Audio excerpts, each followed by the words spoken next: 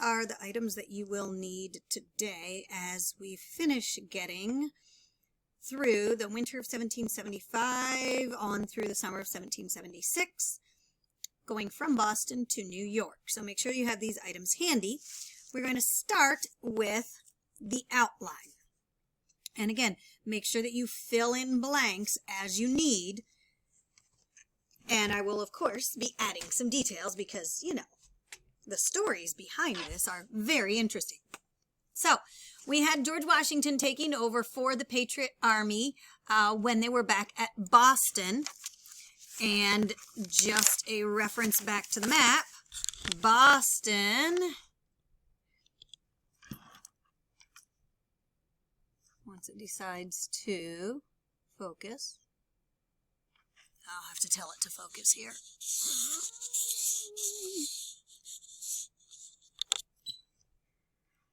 It has been persuaded. So, Boston. Once George Washington had cannons from Fort Ticonderoga, that good old 250-pound Henry Knox had his men bring back in the middle of winter, Washington posted those cannons on the heights around Boston. Interestingly enough, the British in Boston still thought they might be able to get out even after Washington had the cannons here ready to shoot at their ships and sink them. They tried to send their soldiers out in boats, but a storm came up, so they were not able to attack the Americans with these cannons up on Dorchester Heights. So the British commander sent out to George Washington a kind of a "I dare you" note. And the note was basically, I dare you to fire on our boats while we are loading our men up, because if you do, we will burn down the town of Boston. Now, George Washington was not about to fire on soldiers leaving a town anyway, but the British, that just goes to show you, they were holding the idea of, we will burn this town down when we leave, over the Patriots, the colonists' head. Just one more threat. The British did load themselves on the boats finally. They sailed away from Boston, and they headed south to New York City. So they went from one major important city in the New England colonies, and they moved to the middle colonies, to New York City. Well, George Washington, as being an honorable man, one thing that he always made sure that he did was, if Continental Congress gave him orders, he made sure he followed their directions. He always wanted it to be clear that the military followed the orders of the civilians, the people who were running the Continental Congress. And so the Continental Congress ordered Washington to protect New York City. So what happens? Well, we dug in on Long Island. So this is where the map becomes important to you. Long Island is right here. So we dug in, we found some nice tall hills, and we dug in. You are going to need to use colors to show this. So we will use the color blue for the Continental Army. And just so you don't lose track, that's us. So the Continental Army dug in on this hill. So I'm actually going to sort of shade in that whole hillside. So we dug in on Long Island. The British and some allies were on Staten Island. Well, the British, they're these fellows. We know the British, the regulars, the redcoats, the English. United Kingdom, however you want to call about them. Red is going to be for the British. They are from Britain. Okay? But they had allies. They hired Hessians. There is no such country now as Hesse-Kassel, but Hessians were from Germany. It's now Germany. It was just one part of Germany. If it's easier to remember them as being from Germany, that's okay, but you do need to write this down as Hessians. And in our colors, they will be the polka dotted ones. We will have the Hessians like so. On the other maps, we'll probably use pink for the Hessians to show you that they are allies with the British. But on this first one, I wanted it to be really clear for you. The Hessians are paid friends for the British. So the Hessians are paid to help the British soldiers fight. So they had been on Staten Island, and now they came over to Long Island.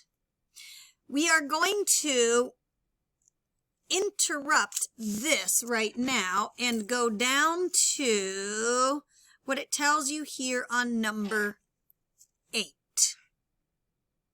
Okay, so Nathan Hale was a school teacher, and he was caught spying in New York City. Why was he spying? Well, George Washington was wanting information about how many British soldiers there were, how many Hessians there were, if it would be possible for us, what the best way would be to attack them, and so forth. So Nathan Hale was a school teacher that was caught spying. He was caught on the last night that he was there to spy because his cousin recognized him. And his cousin wanted the British to win.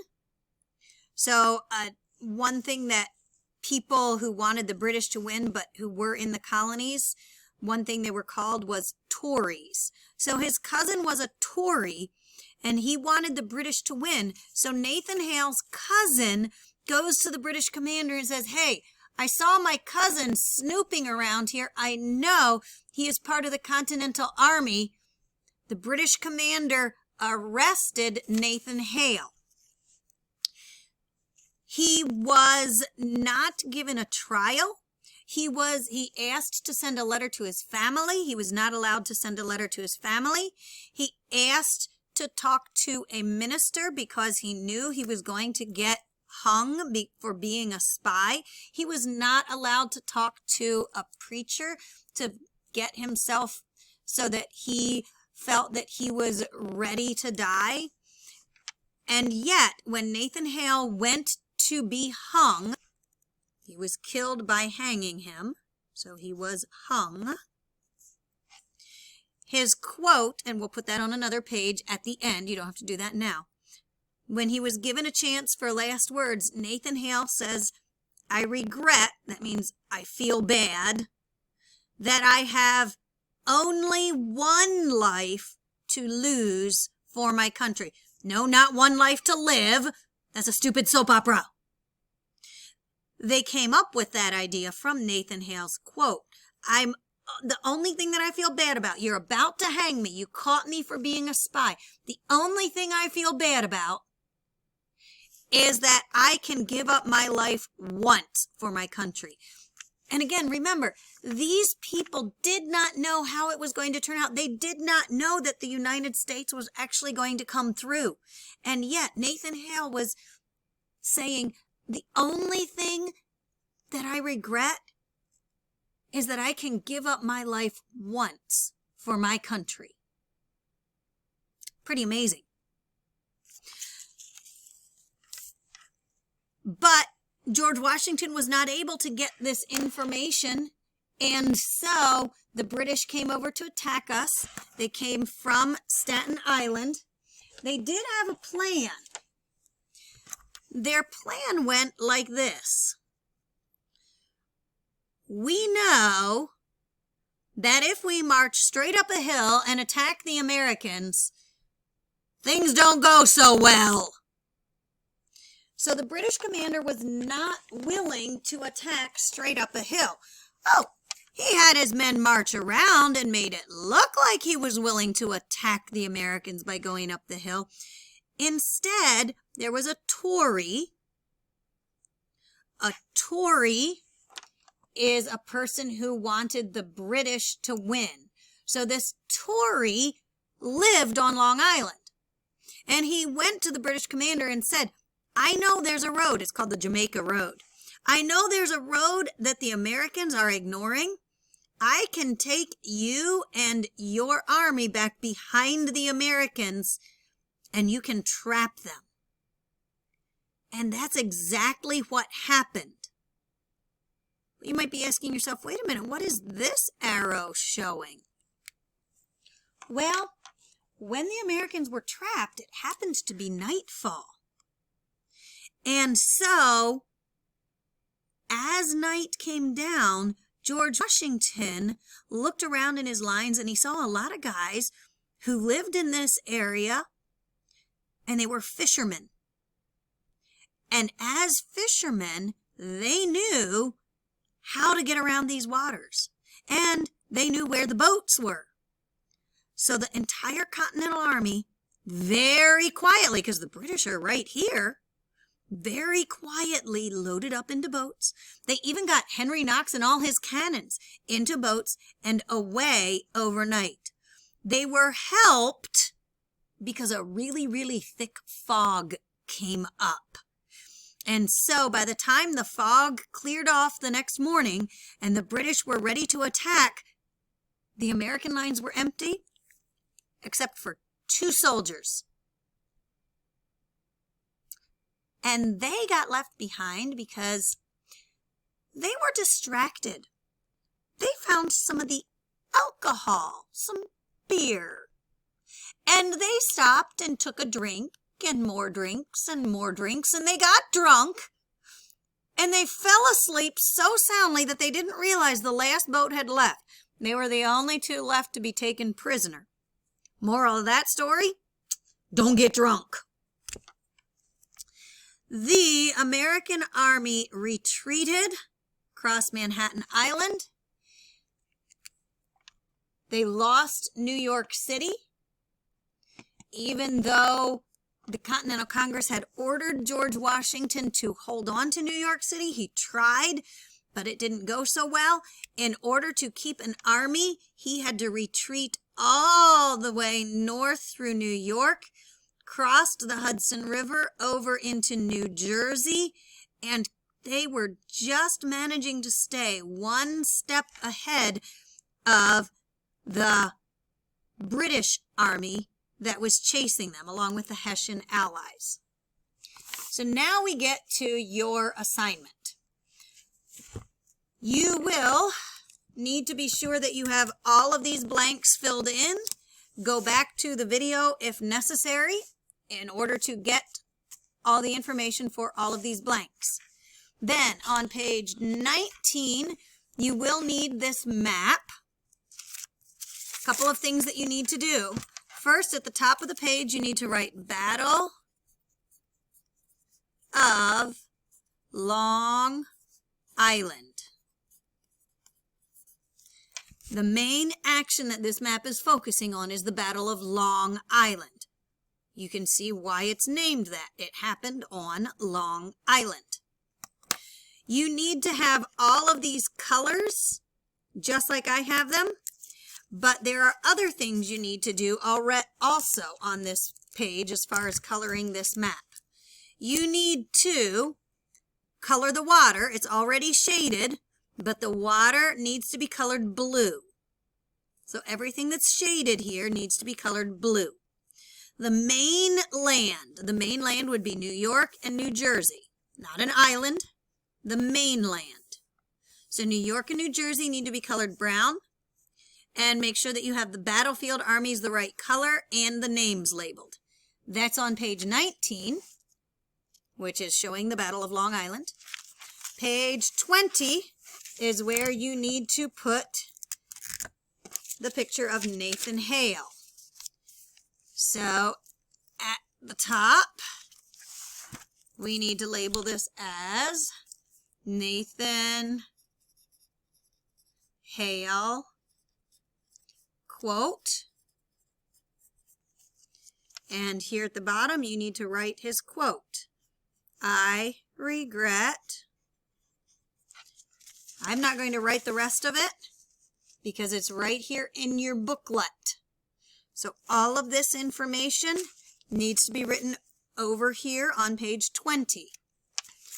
You also need to color the picture. All of these men are redcoats. They're British soldiers. Nathan Hale is the only one who is not. He's wearing civilian clothes because he was a spy. That's why they can hang him without a trial. The woman is what we call artistic license. There was